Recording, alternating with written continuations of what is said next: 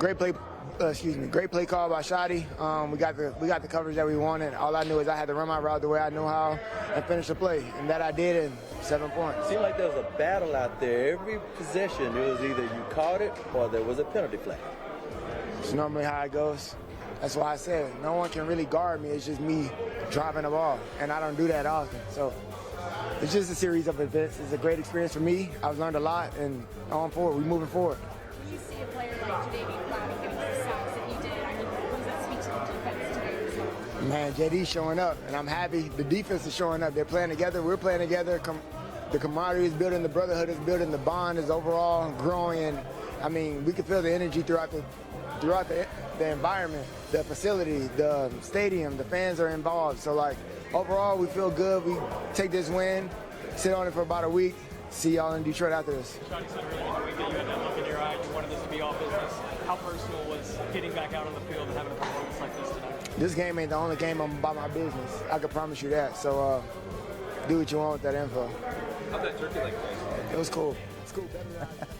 CeeDee Lamb after the game. You can catch all the Cowboys postgame locker room on DallasCowboys.com after the fact. The Cowboys take down the Kansas City Chiefs 31-28, the final score from AT&T Stadium. And Nate, we saw a recharged, re-energized, refocused CeeDee Lamb, especially in the first half. He made some big plays, and then, of course, as soon as Kansas City started looking his direction, that's when it opened things up for George Pickens. This is the reason you have these two guys here. And I've always believed this one thing, that we cannot deal properly for Dak if we don't have CeeDee and Pickens. These guys are a pair. They are one, and that's just the bottom line. One cannot be as big as they need to be without the other. CeeDee, way to come back, baby. Way to block out whatever was there, and yeah, you're the man. Let me go ahead and translate that for y'all. That was Nate's way of saying pay George Pickens. That was Nate's way of saying that. Double J, get the man paid. Yeah. You're absolutely correct, Nate. These guys have to be together. These guys are in tandem, along with Jake Ferguson. I don't think you can remove either one of these three guys from the equation. You need all three. And the way that these two receivers complement each other is just exactly what you were saying, Nate. If you swing one way, you're going to double one side. You can't double both receivers. Well, you can, but then you're going to be ISO with Jake Ferguson. That's why I say you need the trifecta. But one guy starts balling one game, and you start focusing on him, and then the other guy starts balling. And then you start trying to play pong and start going back and forth, and you just can't. You're going to pick your poison, and the quarterback that's throwing them the ball is too good for you to be trying to pick and choose which one you want to put your attention on. Yeah, that's why, they call these two the dynamic duo, or at least I call them the dynamic duo, because you need both of them out there to be productive offensively. But when it comes to CeeDee Lamb, this is what the great ones do. They challenge themselves to get better. He challenged himself. I got to quit these drops. I got to come out here for my team and produce. And that's exactly what he did. 7 catches, 112 yards, 1 touchdown out there. He challenged himself. He got better. And now it's moving on to the next one in Detroit. That's the thing, is every time he's come back and refocused like this, he's had a better performance. And you saw it again today in Arlington. We've got more post-game reaction. Front rolls on with Barry Church, Isaiah Stanback, Nate Newton. I'm Kyle Yeomans, and we've got our very special guest from inside AT&T Stadium. It's the one, the only Malik Davis, who had a 43-yard rushing touchdown in the win. Malik, thanks for taking some time with us here on Cowboys OT. Congrats on the win. What does it feel like to have this momentum continue over these last 3 games, and now what is a pretty nice winning streak for the squad? First, I just want to thank God. He put us in this situation. Without him, we wouldn't be here.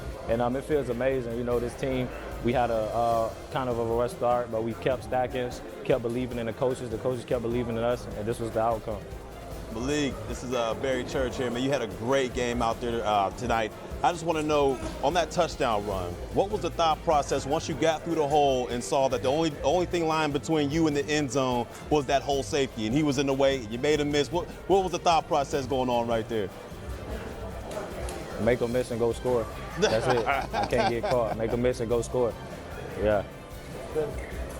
That was awesome. Yep, this is Nate coming at you, Malik, man. We like what you've done. You've come in here. They release you. You come back. You get on the practice squad. You build up. You're integral part of the running game, man. What does that mean to you? I mean, it means everything. I've been working my whole life for opportunities like this in this moment. It feels great. It means everything. All right, Malik, man, this is Isaiah Stanback. I got 2 questions for you, boss. First question, how much does that chain weigh? And then number two, what does it feel like when you are in a close game and you line up in the huddle with CeeDee Lamb on one side, George Pickens on the other, Jake Ferguson at tight end, and your QB4 leading the way? The first question, it's high, it's up there, some grams. But me just knowing CD and George out there, I just know we winning the game. Like honestly, in my head, I just know like can't nobody guard them. I don't care who it is. So that's how I feel, and I just know when we throw that ball up to one of them, they getting that ball.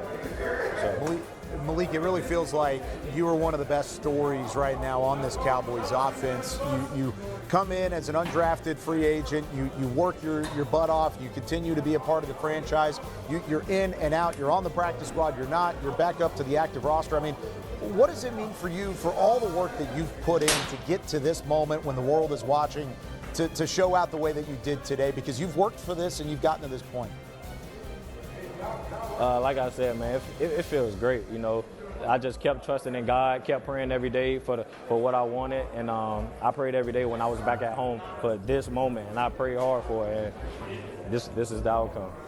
Well, Malik, congratulations. First off, I think we can all say we are happy for you. We've been cheering for you since training camp out in Oxnard, not only this year, but in years past as well. Congratulations on a great game today, and we look forward to seeing more of them down the line.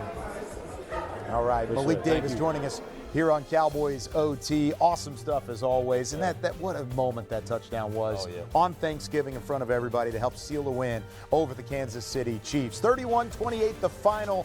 We've got plenty more to come, including Bershone talking about how it's 2 wins against 2 great teams, which it does mean something. Let it be completely clear, because you're 6-5-1. You're above 500. When's the last time we talked about the Cowboys being above 500? It's last year, actually really almost 2 years ago now. But with all of that being said, you continue to see this defense step up in huge scenarios. It happened again today. I mean, Isaiah, when you look at this defense, it's a completely different feel, where now this offense can go out there and say, didn't do our job on one play or one drive. This defense still has our backs. No, absolutely. And you heard Demo talk about it right there. Once that defensive front gets going, it's very hard to stop this defense. You got the guys at the second level. We have a wave of linebackers. We have a wave of D linemen.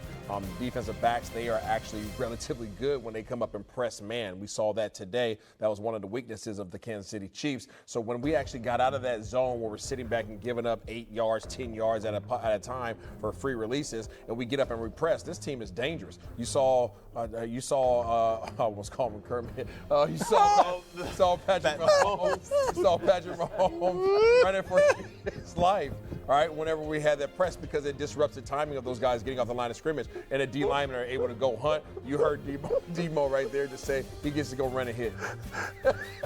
It was the name didn't come to me, Dom. He's too great of a player, man. He's too great of a player. You can't forget that name. He's the Hall of Fame. You can't, and then you can't throw out that it was Kermit. Yeah. Boy. Can't make it up, ladies and gentlemen. Can't make it. But I love it. What Isaiah's talking about is how rush and cover, how they're working together. Yes. All right. And when you have a defensive line like that, you're able to, as a defensive back there, you're able to sit on a lot of routes because you understand the ball has to come out fast. And when you have those 3 interior defensive linemen working the way they are, forcing quarterbacks to get off of their spot, and then you have those defensive ends crashing the pocket as well, it makes things a lot easier for the secondary out there. But in this game, I liked how they worked together, because even when the defensive line might have gotten held up a little bit, the secondary, they held their own, all right? And they gave, that defensive line an extra tick, an extra second to get after Patrick Mahomes, move him off of his spot, and either force an incomplete pass or get the sack. So I love what I've been seeing, especially these past 2 weeks with the reinforcements that they have on this team defensively, getting after the quarterback and the secondary holding up in the back end. It's a formula for success. DeMarvin Overshown has done a great job. He's coming off major knee surgery. He comes out there and he makes solid tackles, man. He brings energy to this defense. And so when you see that right there, I thought it would be 2 or 3 weeks from now before we see the best of this guy. But he's bringing the energy. He's making open field tackles on great players. He's doing a good job, and his defense is gelling well together. Well, and they continue to win the line of scrimmage, too. That's the thing. Yeah. That's really been impressive in a complete overhaul. This is once a team that was not very good on the interior, and if anything was a weak spot on the interior. Now you know pressure is happening. You know somebody's going to step up and really pressure whoever is at the quarterback position, whether it's Patrick Mahomes or Jalen Hurts or whoever else down the road. It doesn't matter.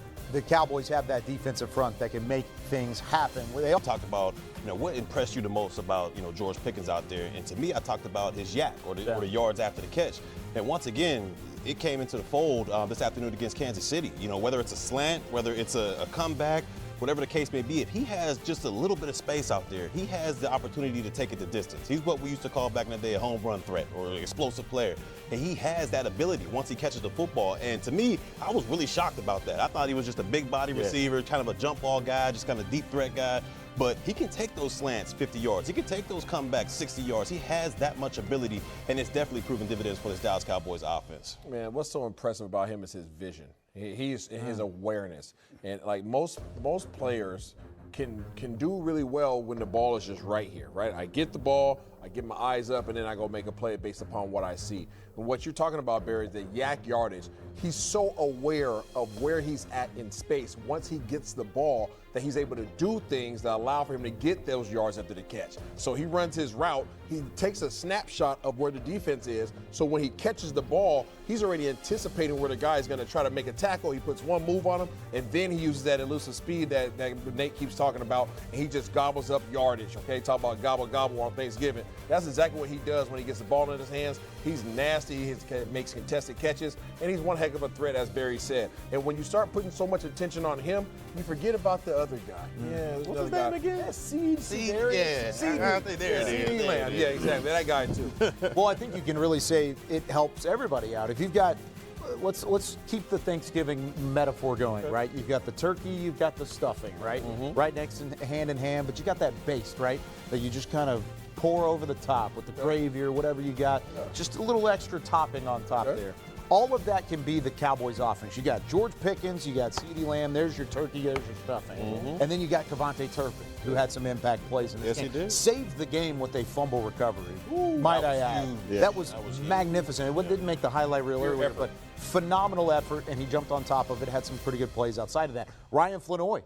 What a game Ryan Flanoy had. As a blocker, as a receiver, didn't matter. And then you could say the same thing for Jake Ferguson. 100%. All of these guys are complete now. When's the last time you looked at a Cowboys offense, Isaiah, and said they were as dangerous and as complete as what they've put together the last few weeks? It's been a while. And I think that one of the few teams that you could look at and say that these guys are dangerous across the board is the team that you just finished beating about a half hour ago. And that is the Kansas City Chiefs. They're one of those teams that at any given Sunday, Monday, Thursday, they could beat you with any one of those players. And I think the Dallas Cowboys are starting to become that type of team. Now, obviously, you have your two goons on the outside, but then Jake Ferguson can hurt you one day. Ryan Flanoy comes out of nowhere. Kevontae Turpin comes out of nowhere. And then you can hand the ball off to Williams. I mean, they're starting to turn into that team that can distribute the ball anywhere. And again, it has to go back to the quarterback. When that offensive line gives him time, and even when they don't, like tonight, he had to find his way out of some situations, he is making smart decisions majority of the time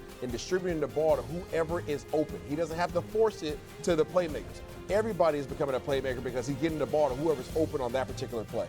And I think there's a lot of that plays into how this offense is constructed, how it's continued to grow. And we've talked about George Pickens, we've talked about CeeDee Lamb. Let's hear from Pickens after the game in the locker room. Can you talk about the touchdown catch? Describe the play and what was going into it. Yeah, I had a fade. They went red too. I kind of knew they went red too. He was already playing outside leverage. I looked back at the cue. Dak was still scrambling. Made a few moves, sat at the front pylon for him. And could you talk about how the Chiefs